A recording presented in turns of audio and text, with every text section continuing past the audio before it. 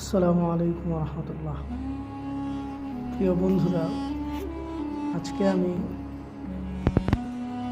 দুই বন্ধুর একটি গল্প শোনাব। উবাইদা ও সালিম এর গল্প। মদিনায় ছিল দুই সাহাবীর মধ্যে গভীর বন্ধুত্ব।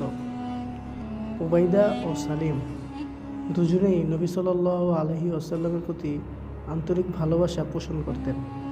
তারা একসাথে নামাজ পড়তেন, রোজা রাখতেন এবং সবসময় গরিবদেরকে সাহায্যে এগিয়ে আসতেন। একদিন যুদ্ধে যাওয়ার ঘোষণা আসে। উভয়েই প্রস্তুতি হন, তবে উবাইদা ছিলেন অপেক্ষাকৃত দুর্বল স্বাস্থ্যের, আর সালিম ছিলেন শক্তিশালী ও তেজস্বী। যুদ্ধে যাওয়ার ঠিক আগের রাতে উবাইদা সালিমকে বলেন, যদি কিছু হয় দয়া করে আমার মাকে দেখে রাখবে, তিনি খুব বৃদ্ধ। সালিম তার কণ্ঠ কাঁপা কাঁপা অবস্থায় বললেন, তুমি কিছু বলো না, আল্লাহ আমাদেরকে রক্ষা করবেন। যুদ্ধ শুরু হয়। এরপর তারা কাঁধে কাঁধ মিলিয়ে লড়াই করেন।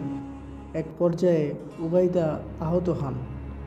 সালিম তাকে নিরাপদ স্থানে নিয়ে যান, নিজে সামনের লাইনে চলে যান। হঠাৎ শত্রুর তরফ থেকে তীব্র আক্রমণ আসে। সালিম বুঝতে পারেন তার মৃত্যু সন্নিকটে। তখন তিনি আল্লাহর কাছে প্রার্থনা করেন, হে আল্লাহ, যদি আজ আমি শহীদ হই তবে উবাইদার মা যেন কখনো কষ্ট না পান। সেই রাতেই দুজনেই শহীদ হয়ে যান।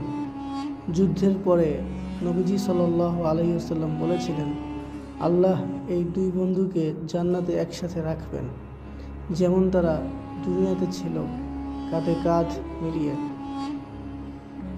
বন্ধুরা, এরকম ইসলামিক গল্প শোনার জন্য চ্যানেলটি সাবস্ক্রাইব করে ফেলুন।